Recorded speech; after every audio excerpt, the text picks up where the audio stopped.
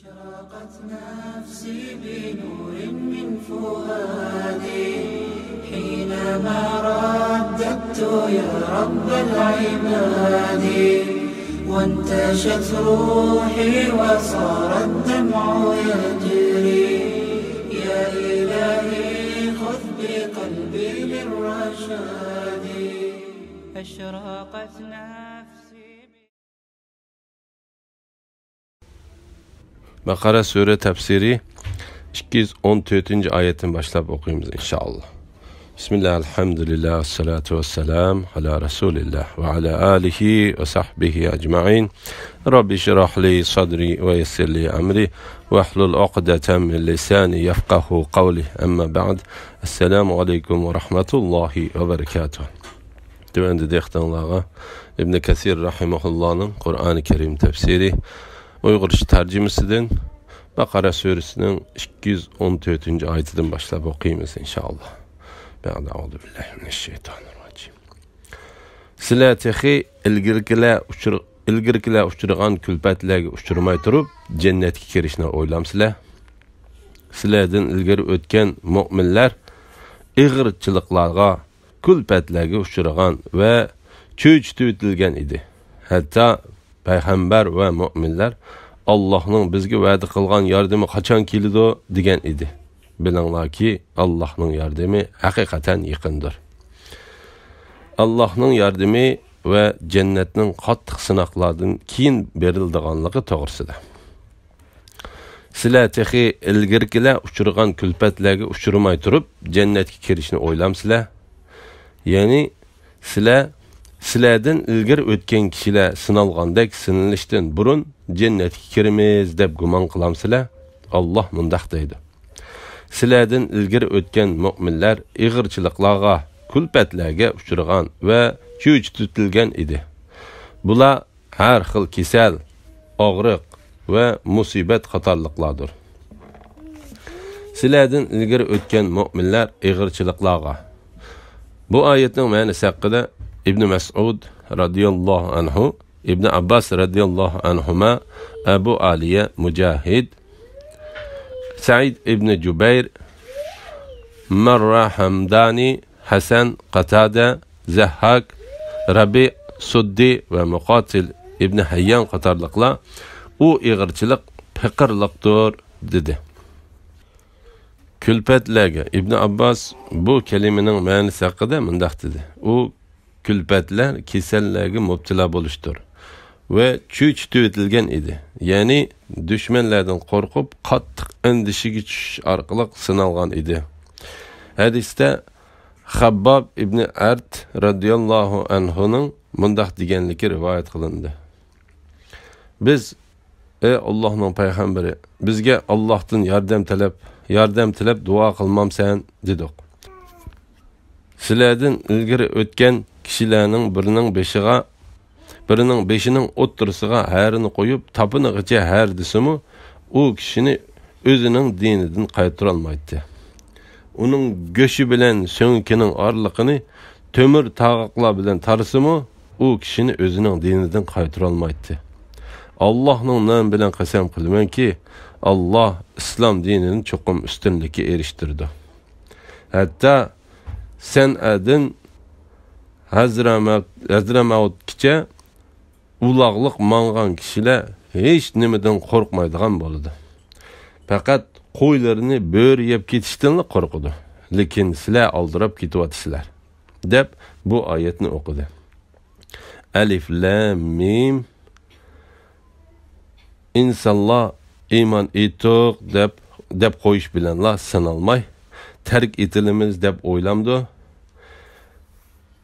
İnsalloh iymon etiq deb qo'yish bilanlar sinalmay terk etilimiz deb o'ylamdi. Ulardan burun o'tganlarni biz haqiqatan sinidik. Alloh iymonda rostchilarni cho'qim biladi. Iymonida yolg'onchilarni cho'qim biladi. Bu sinoqning ig'ir sahobalarga Xandak urushida bo'ldi. Bu sinoqning ig'iri sahobalarga Xandak urushida bo'ldi. Alloh bu vaqtda mundaq deydi. Aynı vaqtda ular yuqori tarafinglardimi uyqu tarafinglardimi, töven tarafinglardimi hujum qilib kelgan edi. Bu chaqda ko'zinglar chekchiyib qolgan, yuraginglar og'zinglarga qoplashib qolgan. Allah haqida turli gumonlarda bo'lgan edinglar. Bu yerda mu'minlar sinalgan va beshiga kelgan kunning qattiqligidan go'yo ularni yer silkigandek qattiq tavrinishga uchragan edi. Aynı vaqtda munofiqlar va dillarda munofiqlik kesili borlar Allah va uning payg'ambari bizlarga quruq va'dalarni qilib tikan deyishatdi. Rum podshohlaridan Herakl Muhammad alayhissalomning ahvolini surishtirib, Abu Sufyan bilan o'tkazilgan suhbatida Abu Sufyandan "Sizlar uning bilan urush qildinglarmi?" deb so'raganda, u "Ha" deb javob berdi. Herakl "Urush natijasi qanday bo'ldi?" deb so'radi. Abu Sufyan "Ba'zi vaqtda u bizni yengadi, ba'zi vaqtda biz uni yengamiz" deb javob berdi. Herakl "Payg'ambarlar shundoq sinildi. Ondan oxirgi g'alaba ularga bo'ladi" dedi. "Sizlar texi ilgirkilar uchirgan kulfatlarga uchirmay turib jannatga kirishni o'ylamsizlar? Sizlardan ilgari o'tgan mu'minlar ig'irchiliklarga, kulfatlarga uchirgan va cho'ch tutilgan edi. Hatto payg'ambar va mu'minlar Allohning bizga va'da qilgan yordami qachon keladi degan edi. Ya'ni ular o'zlarining dushmanlari ustidan g'alaba qozonishini, nihoyat ig'ir qiyinchilikda qolgan ahvolda Alloh taoladan yaqin orada bir chiqish yo'li berishni tilaydi. Bilinglarki, Allohning yordami haqiqatan yaqindir. Allah bu vaqtda, ya'ni bir qiyinchilikdan keyin osonlik berdiganligi to'g'risida mundaq dedi. Albatta, har bir mushkullik bilan bir osonlik bor.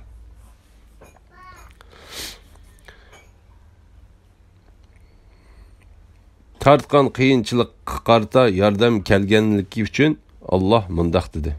Bilinglarki, Allohning yordami haqiqatan yaqindir. Ey Muhammad sallallohu alayhi vasallam, senden mallarını qandoq sarf qilsa bo'ladiganligini so'raydi. Aytqinki, mal mulkinglardan nimani sarf qilmanglar, uni ota-onanglarga, xish aqrabolaringlarga, miskinlarga va ibn sabillarga sarf qilsanglar bo'ladi. Yaxshilikdan nimani qilmanglar, Allah onu bilib turdi. Sadaqa beradigan kishilar to'g'risida. Muqotil ibn Hayyan bu oyat nafli sadaqa to'g'risida tushgan dedi. İbn Abbas va Mujahid bu oyatning ma'nosi haqida mundaq deydi. Ular senden qandoq sadaqa qilishni so'raydi. Allah ularga shuni bayon qilib berib mundaq deydi. Ey Muhammad sallallohu alayhi vasallam, senden mallarını qandoq sarf qilsa bo'ladiganligini so'raydi. Aytqinki, mal mulkinglardan nimani sarf qilmanglar, uni ota-onanglarga, xish aqrabolaringlarga, miskinlarga va ibn sabillarga sarf qilsanglar bo'ladi. Ya'ni sizlar u mal mulkni mushu oyatda deyilgan kishilarga beringlar. Bu vaqtda hadisda mundaq deb keldi. Sen sadiq qilmoqchi bo'lsang, onangga, otangga, ot-singlaringga ve aka-ukalarınga, ondan ulardan yiroq chiqqanlaringga ve ondan ulardan yiroqlarga qilgan. Maymuna ibn Mihran bu oyatni o'qib mundaq dedi. Bu ya'ni oyat kelgan o'rinlar sadiq qilinadigan o'rinlar. Allah bu oyatda mal mulkni sadiq qilinadigan o'rinlarning ichida dab dumbaqlarni, sunaylarni, yağaçqı oyulgan suratlarni ve tamgı tartılgan perdelerni tilga almadı. Yani bu o'rinlarga sarf qilgan pul sadaqa hisoblanmaydi. Yaxshilikdan nimani qilmanglar, Allah onu bilib turdi. Yani sizlar qandoqliki bir yaxshi ishni qilsanglar, Allah onu cho'qim bilib turg'ichidir. Yaqin kelgusida sizlarni to'liq mukofotlagichidir. Allah Taala hergizmi bendisiga zarracha zulm qilmaydi. Sizlarga jihad farz qilindi. Halbuki sizlar uni yoqtirmaysizlar. sizlar biror narsani yoqtirmasanglar, sizlar biror narsani yoqtirmasliqinglar mumkin. Ammo u sizlar uchun foydalidir. Sizlar biror narsani yoqtirishinglar mumkin. Ammo u sizlar uchun ziyonlidir. Sizlarga nimaning foydali ekanligini Alloh biladi. Sizlar bilmaysizlar. Shuning uchun Alloh buyurganga aldiranglar. Jihad qilishning farz ekanligi to'g'risida. Alloh taolo düşmanlarning islom diniga qilgan askiliklarini to'sish uchun jihad qilishni farz qildi. Zuhri mundaq deydi: Jihad qilish, jihadga chiqqan kishi bo'lsin yoki uyda qolgan kishi bo'lsin, hamma kishiga farzdir. Agar jihadga chiqmay uyda qolgan kishidan moddiy yoki boshqa jihatda yordam so'ralganda, yordam qilishi yoki jihadga chiqishi talab qilinganda jihadga chiqishi lozim. Musulmonlarning uning jihadga chiqishiga ehtiyoji bo'lmasa, u uyda o'ltirsimi bo'ladi. Shunga hadisda mundaq deb keldi: Bir kishi jihad qilmay va jihad qilishni niyat qilmay o'lgan bo'lsa, islom kelishdan burungi vaqtda o'lgandek bo'ladi. Payg'ambar alayhissalom Makkani fathi qilgan kuni mundaq dedi: Makka fathi bo'lgandan keyin hijrat qilish yo'q, lekin qolg'ini jihad qilish va uningga niyat qilishdir. Agar sizlar jihadga chaqirilsanglar, jihadga chiqinglar. Sizlarga jihad farz qilindi, holbuki sizlar uni yoqtirmaysizlar. Ya'ni qattiq va mushaqqatlidir. Jihad degan shundoq bo'ladi. Ya'ni jihad deganda ya o'ltiriladi yoki uzoq yo'llarni besib berib, düşmanlar bilan urushib jarohatlanadi. Sizlar biror narsani yoqtirmasliqinglar mumkin, ammo u sizlar uchun foydalidir. Ya'ni urushdan keyin düşmanning ustidan g'alaba qozonganda ularning shaharlariga, mol mulkiga va xotin bola chaqalariga hukmronlik qilg'ili bo'ladi. Sizlar biror narsani yoqtirishinglar mumkin, ammo u sizlar uchun ziyonlidir. Bu oyat hamma jihatda umumiydir. İnsan o'zi uchun hech qanday yaxshilik va foyda yo'q bir narsani yaxshi ko'rishi mumkin. Urushga chiqmay uyda o'ltirishmi bu ishlarning qatoridan bo'lib, buningdan, ya'ni urushga chiqmay uyda o'ltirgandan keladigan oqibat yurtga düşmanning ega bo'lib va uningga hukmronlik qilishidir. Sizlarga nimaning foydali ekanligini Alloh biladi. Sizlar bilmaysizlar. Shuning uchun Alloh buyurganga aldiranglar.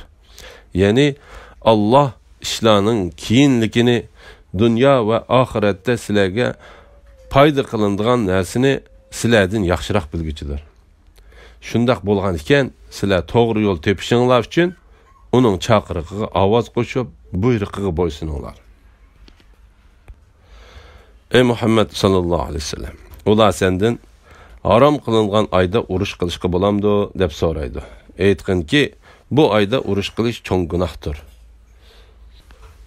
Allohning yo'lidan to'sish, Allohga kufrlik qilish, Masjidi Haromdan ibodat qilishdan to'sish va Masjidi Haromdan aholini haydab chiqarish Allohning dargohida texmi cho'ng gunohdir. Fitna, ya'ni mu'minlarga ziyondoshlik qilish, odam o'ltirishdan qattiq gunohdir. Fitna, ya'ni mu'minlarga ziyondoshlik qilish, odam o'ltirishdan qattiq gunohdir. Ular, ya'ni kuffarlar qo'lidan kelsa sizlarni dininglardan qaytarib o'tganga qadar sizlar bilan davomli urushidir.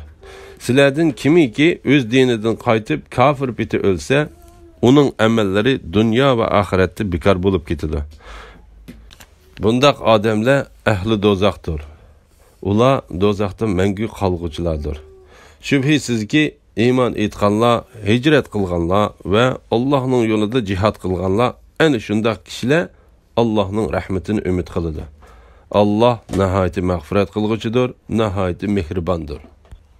Xormazorlikqa avatilgan bir qo'shinning va urush qilish cheklangan oyda urushishning hukmi. Ibn Abu Hatim Jundub ibn Abdullohning mundaq deganligini rivoyat qiladi. Payg'ambar alayhissalom bir necha kishidan tarkib topgan bir qo'shinni Abu Ubayda ibn Jarrohning boshchiligida yo'lga soldi. Ebu Ubayda ibn Jarroh safarga otlanish oldida payg'ambar alayhissalomdan ayrilishga chiday olmay yig'lab salgan edi. Ya Allah. Onun o'rniga Abdullah ibn Jahshni qo'shinga boshliq qildi. Uningga xatning birini yezib berib, ma'lum bir yerga bormoqcha xatni o'qimaslikka buyurib, sen xatni ichib ko'rgandan keyin hamrohlaringdan bir kishini o'zing bilan birga menishga majburlamagan dedi. Abdullah ibn Jahsh payg'ambar alayhissalom degan yerga yetib borgandan keyin xatni o'qib, inna lillah va inna ilayhi rojiun dedi. Ve şunun bilan u Allah ve onun payg'ambarining buyrug'iga bo'ysunadiganligini bildirib, hamrohlarga ahvolni aytdi ve ularga xatni o'qib berdi. Ularning ichidan 2 kishi orqasiga qaytib, qolganlar qilib qoldi. U ikkisi yo'lda İbn Hazrami degan kafirga yo'liqib kelib, uni o'ltirib etdi. Ular şu günning, yani yiliq kafir o'ltirgan kunning urush qilish cheklangan Rajab yoki urush cheklanmagan Jumadiya iyi ekanligini bilmaydi. Şu ishdan keyin mushriklar musulmonlarga sizlar urush cheklangan oyda urush qildinglar dedi. Ondan Allah bu oyatni nazil qildi. Ey Muhammad sallallohu alayhi vasallam, ular senden haram kılıngan ayda uruş kılışkı bolamdı dep soraydı. Aytqın ki bu ayda uruş kılış çoğun günahdır. Bu kıssa yani bir rivayette mundaq bayan kılındı. Tarihçi Abdülmelik İbni Hişam, Ziyad İbni Abdullah, Bukaid'den Muhammed İbni İshaq İbni Yasar Medeni'nin mundaq deganligini rivayet kıldı.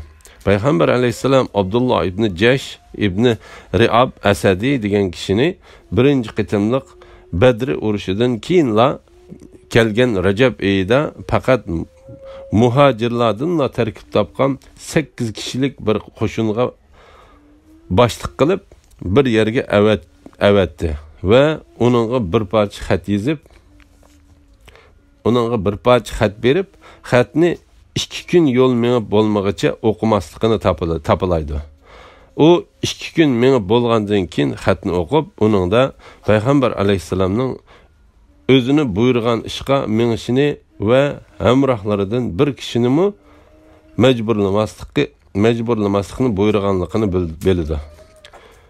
Muhojirlardan tarkib topgan kishilar Abdushams ibn Manafning cemaatidan Abu Hudayfa İbni Utba ve bu cemaatning ittifoqdishidan bu qo'shinning boshlig'i Abdullah ibn Jahsh, Asad ibn Huzaymaning cemaatidan Ukash ibn Muhsin, Nawfal ibn Abdumanafning cemaatidan Utba ibn G'azvon ibn Jabir, Zuhri ibn Kilabning cemaatidan Sa'id ibn Waqqas, Adi cemaatidan Amir ibn Rabi'a, Tamim cemaatidan Waqid ibn Abdullah, Sa'id ibn Laysning cemaatidan Khalid ibn Bakri ve Haris ibn Bahrining cemaatidan Suhayl ibn Beyza qatorliqlar edi. Abdullah ibn Jahsh 2 gün menib bo'lgandan keyin xatni ichib o'qidi. Hatta sen bu xatni o'qigandan keyin Makka bilan Toifning oraliqidagi Xormuzorlikqa berib, u yerda Qurayshni kuzatib, bizga ularning xabarini yetkazgan deb yozilgan ekan. Abdullah ibn Jahsh xatni bir qor o'qib chiqib, Allah ve onun payg'ambarining buyrug'iga bo'ysunganligini bildirib, hamrohlariga payg'ambar alayhissalom meni Xormuzorlikqa berib, o yerda Qurayshlarni kuzatishimni ve ularning xabarini yetkazishimni buyurdi. Meni sizlarning ishchinglardan bir kishini men bilan birga menishga majburlashdan to'sdi. Shahid bo'lishni xohlaydiganlar men bilan ma'sun. xolamaydiganli bo'lsa qaytib ketsin. Ammo men payg'ambar alayhisalomning buyrug'iga manaman dedi. Shuning bilan u ve hamrohlari manzilga yurib ketdi. Ulardan hech kim ayrilib qolmadi. Ular Hijazga ketib etib, Buhron degan yerning yuqori tarafidagi Ma'din degan yerga kelganda Said ibn Abu Waqqas bilan Utba ibn G'azvon ikkisi navbatlashib minib kelgan to'gisini yuttirib qo'yib, uni izlash uchun qo'shindan ayrilib qoldi. Abdullah ibn Jahsh ve qolgan hamrohlari yo'liga miniverdi. Ular kelib Hormuzarliq tushdi. Ularning qishidan quruq uzum, kunjut ve Qurayshning mollarini elib mangan bir karvon o'tdi. Karvonda Qurayshliklardan Amr ibn Hazrami, Osman ibn Abdullah ibn Mughira, onun qarindishi Nawfal ibn Abdullah ve Hisham ibn Mughira'nın azad gerdisi Hakam ibn Kisalna var idi. Qurayshlar qo'shinni ko'rib ulardan qo'rqdi. Qurayshlar ular yaqin bir yerga kelib tushgan edi. Ondan Ukash ibn Muhsin degan sahabi ularning yeniroq bordi. U chechini tushirib etgan edi. Qurayshliklar uni ko'rib xotirjam bo'lgan holda, ular umr qilg'uchilar ekan, ulardan qo'rqib ketmasakmi bo'lg'udak deyishdi. Bu Rajab oyining oxirgi kuni edi. Sahobalar o'zaro maslahatlashib, Allohning nomi bilan qasamki, agar ularni bu kecha qo'yib etsak, ular haramga kirib ketadi. Agar ularni o'ltirsak, ularni urush qilish cheklangan oyda o'ltirgan bo'lib qolamiz deb ikkilanib, ularga hujum qilishdan qo'rqdi. Ondan bir-birini ularga hujum qilishga rag'batlantirib, Qurayshliklarning ichidan tutib olganini o'ltirib, mol-mulkini elib olishga birlikka keldi.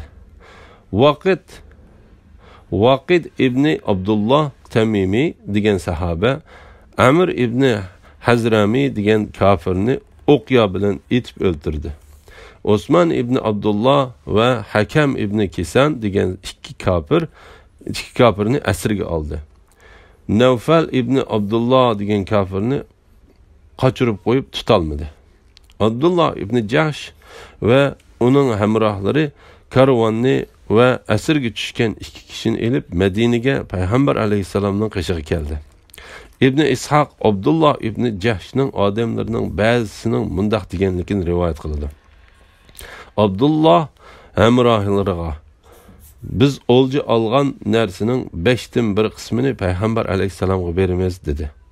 Bu Allah olcu algan narsalarning 5'ten 1 qismini payg'ambar alayhisalomga bölüp berish farz qilinishdan burunqi ish edi. Abdullah algan olcuning 5'ten 1'ini payg'ambar alayhisalomga ayirib qilib, qolganini o'zining hamrohlariga ulashtirib berdi. Ular payg'ambar alayhisalomning yeniga kelganda payg'ambar alayhisalom, men sizlarni urush cheklangan oyda urush qilishga buyurmagan edim deb karvon ve ikki asirning ishlarini bir taraf qilmay to'xtatib qo'yib, ular elib kelgan o'ljilardan hech nimani olg'il unimidi. Payg'ambar alayhisalomning pozitsiyasi ularni boshqa sahobalarning taptanisiga qo'ydi. Yani sahabeler ularga malamet qilg'il turdi. Ular özlerini halak bulduk deb gumon qildi. Bir tarafdan sahabeler ularni qilgan ishlari uchun ayıplasa, yana bir tarafdan Qurayshlar Muhammad ve onun sahabeleri urush cheklangan oyning hurmatini qilmay, u oyda qon to'kdi, mollarni buldi ve kishilarni asir oldi degili turdi. Mekke'deki Müslümanlar ularga raddiya berib mundaq dedi. Ular, yani sahabeler Qurayshlik kafirlardan elib olgan olcini Şaban ayida, yani urush cheklanmagan oyda oldi. Yahudiler bu ish bilan payg'ambar alayhisalomga yantayoq bo'lmoqchi bo'lib, mundaq pal oldi. Amr ibn Hazrami degan kafirni Vaqid ibn Abdullah o'ltirib etdi. Amr degan urush avatlashdi. Hazrami degan urush hozirlandi. Vaqid ibn Abdullah degan urush qizib ketdi degan bo'ldi. Allah ularga shuni putib etibdikan dedi. Ya'ni bu shumliq ularning ismlaridan kelib chiqqan. Shunga buning bilan sening hech qanday munosabating yo'q deydi. Kishilar orasida gap so'z nihoyat ko'payib ketganda Alloh taolo payg'ambarga bu oyatni nozil qildi. Ey Muhammad, ular sendan harom qilingan oyda urush qilishga bo'lamdi deb so'raydi. Aytqinki, bu oyda urush qilish cho'ng gunohdir. Allohning yo'lidan to'sish, Allohga kufrlik qilish, Masjidi Haromda ibodat qilishdan to'sish va Masjidi Haromdan aholini haydab chiqarish Allohning dargohida texmi cho'ng gunohdir. Fitna, ya'ni mu'minlarga ziyondoshlik qilish odam o'ltirishdanmi qattiq gunohdir. Ya'ni agar sizlar urush cheklangan oyda o'ltirgan bo'lsanglarmi, ya'ni sizlar urush cheklangan oyda o'ltirgan bo'lsanglarmi, ularning Alloh taologa kofir bo'lishi, uning yo'lidan va haram masjididan to'sqanligi, sizlar haramlik turib sizlarni haramdan chiqarib etganligi Allohning dargohida texmi cho'ng gunohdir. Ya'ni sizlarning ularni o'ltirib etganinglardan ig'ir gunohdir. Fitna, ya'ni mu'minlarga ziyondoshlik qilish odam o'ltirishdimi qattiq gunohdir. Ya'ni ular bir kishi islomga kirib musulmon bo'lgandan keyin uni dindan kufrga qaytarish uchun uni azoblaydi. Bu Alloh taolaning dargohida odam o'ltirgandanmi ig'ir gunohdir. Ular, ya'ni kuffarlar qo'lidan kelsalar sizlarni dininglardan qaytarib etganga qadar sizlar bilan davomli urushidi. Ya'ni ular Alloh taolaga tavba qilmasdan va qilayotgan askiligidan to'xtab qolmasdan o'zlarining razil qilmishlarini davomlashtirdi. İbn İshaq mundaq deydi.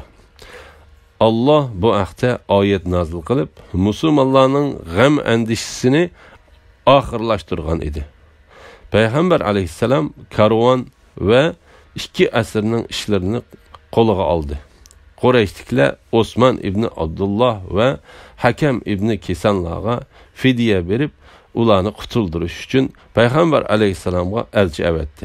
Payg'ambar alayhissalom bizning yo'qolgan to'ygisini izlab ketgan hamroyimiz Said ibn Abu Waqqas va Utba ibn G'azvon qaytib kelmagicha biz u ikkisini sizlardan fidya ilib qaytarib bermaymiz. Biz sizlarning u ikkisiga ziyonkashlik qilishinglardan qo'rqamiz. Agar sizlar u ikkisini o'ltirib etsanglar, bizmi sizlarning bu ikki odamlarni o'ltirib etimiz dedi. Keyin Said ibn Utba'mu qaytib keldi. Ondan Payg'ambar alayhissalom ulardan fidya ilib, u ikkisini qaytarib berdi. Hakam ibn Kisan islomga kirib, yaxshi musulmon bo'lib, Mauna quduq deb atiladigan yerda shahid bo'lib ketkicha Payg'ambar alayhissalomning yenida turdi. Ammo Osman ibn Abdullah Makkaga ketib, u yerda kafir holatda o'ldi. İbn İshaq mundaq deydi. Oyat tushganda Abdullah ibn Jahsh va uning hamrohlarining ustidagi g'am andishi ko'tarilib ketdi. Ular ajr umid qilib Payg'ambar alayhissalomga mundaq dedi. Ey Allohning payg'ambari, biz bu jangning jihad qilganlarning ajri yoziladigan bir jang bo'lib qolishini umid qilsak bo'lamdi deb so'radi. Ondan Allah bu oyatni nozil qildi. Shubhisizki iymon etganlar, hijrat qilganlar va Allohning yo'lida jihad qilganlar ana shunday kishilar Allohning rahmatini umid qiladi.